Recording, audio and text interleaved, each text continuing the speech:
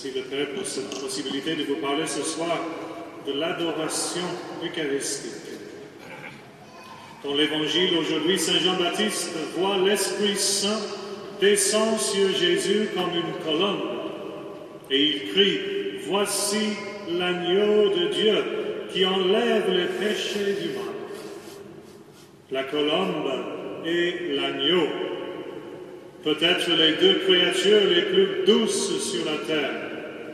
À travers ces images, l'Écriture veut nous faire comprendre la douceur du cœur de notre Seigneur Jésus-Christ.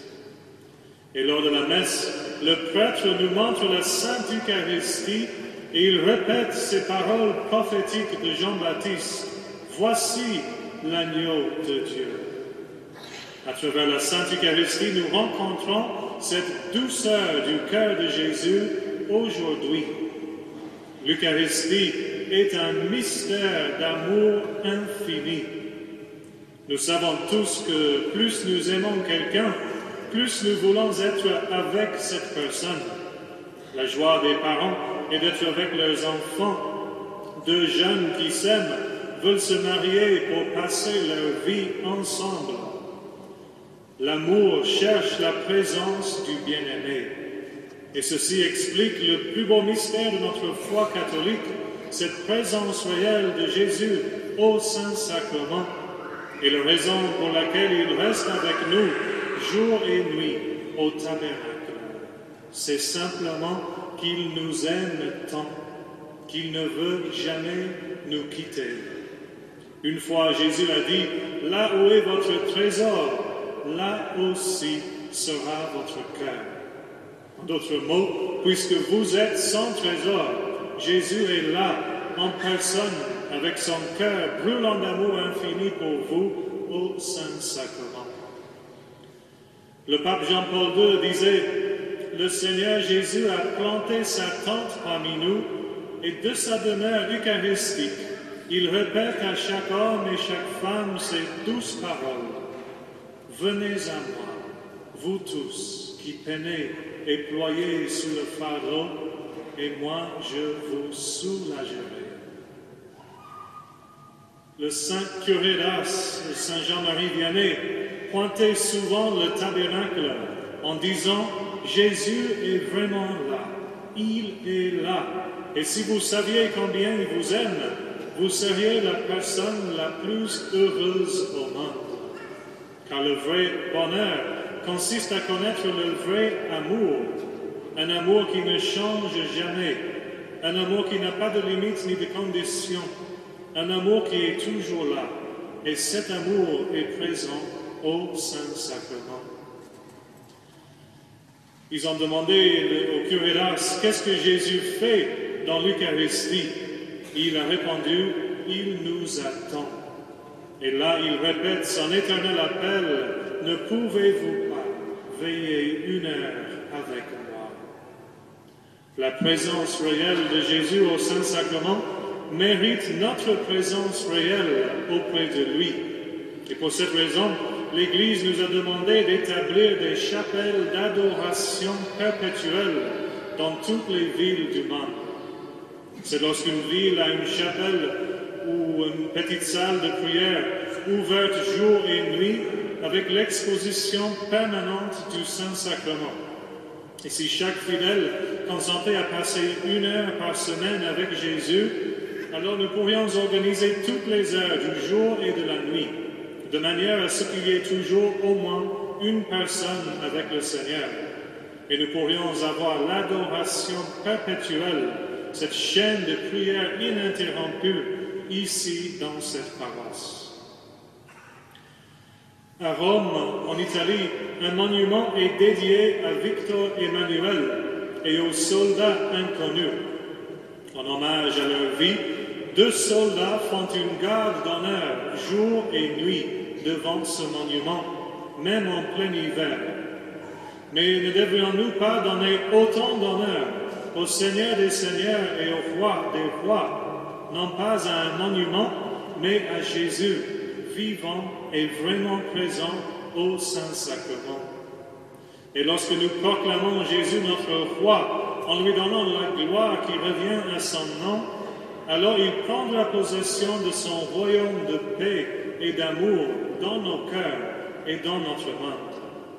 Car Jésus a dit une fois à Sainte Marguerite Marie, à Paris-le-Monial, « J'ai soif, et d'une soif si ardente, d'être aimé des hommes au Saint-Sacrement.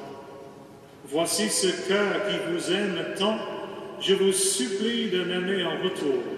Alors je régnerai par la toute-puissance de mon cœur, et vous verrez la magnificence de mon amour. » Jésus a soif de notre amour et de notre présence dans l'Eucharistie.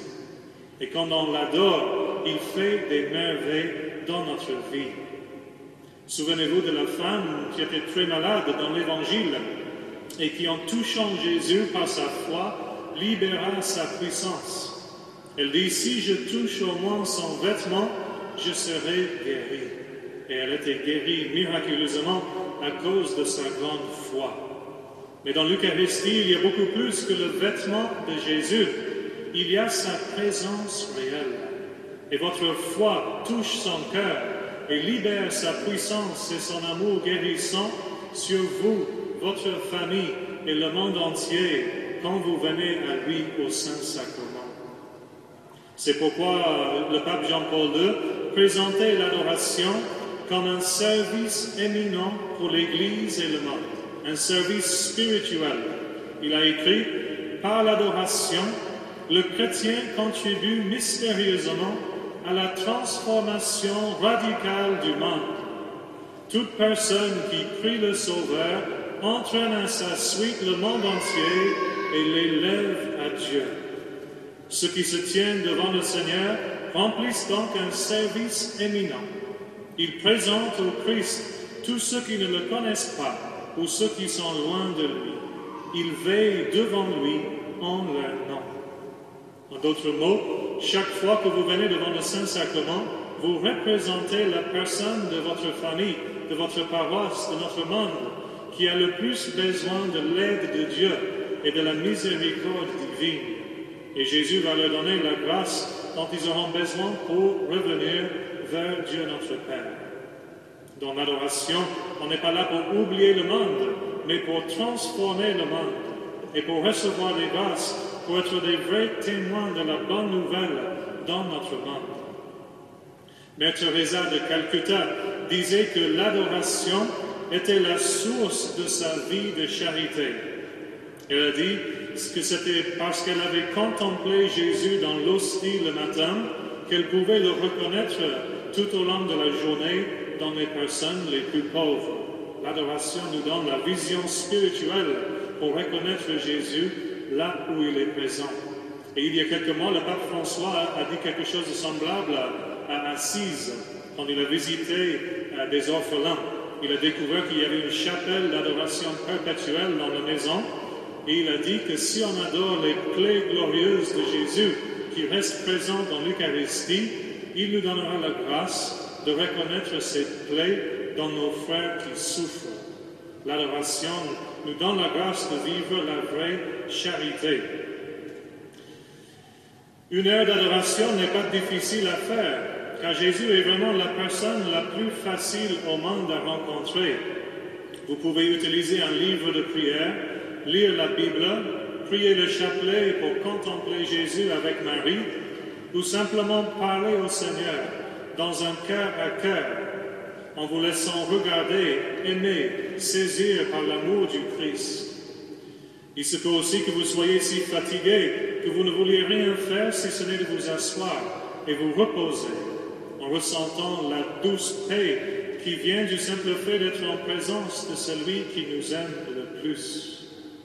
Comme dit l'Écriture, de toute votre inquiétude, déchargez-vous sur le Seigneur, car il prend soin de vous. Et comme disait Jésus, c'est ma paix que je vous donnerai. Enfin, quelle que soit l'heure que vous choisissez, on peut être sûr qu'elle apporte une très grande joie au Seigneur.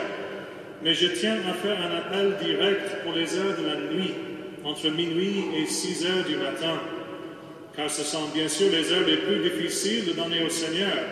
mais cette foi héroïque dans la présence réelle qui nous pousse à venir prier la nuit peut se comparer à la foi dans l'Évangile qui poussait Jésus à faire ses plus grandes merveilles. Dieu ne se laisse jamais vaincre en générosité. Plus nous sommes généreux avec lui, plus il déversera ses grâces de miséricorde et de paix sur notre Église et sur notre monde. Dans le catéchisme de l'Église catholique, nous lisons « L'Église et le monde ont un grand besoin du culte eucharistique. Ne refusons pas le temps pour aller le rencontrer, que ne cesse jamais notre adoration. » Comme la haine a élevé le Christ sur la croix, l'effort de venir l'adorer au Saint-Sacrement, où il est si peu aimé, si peu désiré, l'élève dans l'amour et fait descendre sur les hommes toutes les grâces qu'il a méritées au Calvaire. Et n'oublions pas que Jésus lui-même passait des nuits entières dans la prière, dans l'adoration de son Père. C'est d'ailleurs au milieu de la nuit, au jardin des Oliviers, qu'il demande à ses amis, ses meilleurs amis, de prier en disant « N'avez-vous pas la force de veiller 1 heure avec moi ?» Le meilleur moyen que nous avons pour organiser l'adoration est de vous contacter par téléphone pour savoir l'heure et le jour qui vous convient le mieux. Et pour cette raison, nous allons distribuer maintenant des invitations. Je crois qu'on a des volontaires qui vont vous distribuer des invitations et des crayons. On a besoin de votre nom et votre numéro de téléphone, s'il vous plaît. Et comme ça, on va vous contacter dans les jours qui viennent. Si vous pensez connaître déjà l'heure ou le jour où vous voulez adorer, vous pouvez marquer ça aussi sur l'invitation. Et je voudrais vous rassurer aussi que vous pouvez changer votre heure et votre jour n'importe quand. Et si vous ne pouvez pas venir faire votre adoration une semaine, il y aura un système de remplacement et de substitution. Donc vous pouvez toujours trouver quelqu'un qui va vous remplacer. Et comme ça, la chaîne de prière ne soit pas interrompue. Après avoir écrit votre nom et numéro, vous pouvez remettre les invitations dans les paniers pendant la quête. Si vous avez des questions, je serai disponible à la fin de la messe. Et aussi, je donnerai une conférence sur l'adoration lundi soir à 20h30. On va expliquer un peu plus cette belle grâce d'adoration. Et je vous rassure que vous n'allez jamais regretter cette décision de donner à Jésus 1 heure parmi les 168 heures dans la semaine. Je l'ai fait moi-même il y a 10 ans, juste après ma conversion, et le Seigneur a transformé ma vie. C'est là où j'ai trouvé ma vocation. Et quand j'ai commencé à faire l'adoration, le Seigneur a commencé à convertir les membres de ma famille et mes amis qui étaient tous très loin de lui. Nous étions tous très loin de lui, mais quand j'ai fait l'adoration, il a commencé à ramener surtout les membres de ma famille, mais aussi quelques amis vers lui et vers sa miséricorde. Donc le Seigneur en libère sa puissance quand on vient devant lui au Saint-Sacrement. Je vous remercie pour votre patience avec mon anglais. J'espère que vous avez compris au moins la moitié que je viens de dire. Merci pour votre patience, votre charité. Je n'ai pas encore maîtrisé votre belle langue française. Surtout mon accent, je crois que ça va rester toujours, même si j'étais ici pendant 50 ans, ça va rester. Donc, merci et merci pour votre générosité, surtout avec Jésus, en vous donnant ce qui est le plus précieux, votre temps. On est tous occupés, mais comme je disais, le Seigneur va vous bénir en abondance. Que Dieu vous bénisse.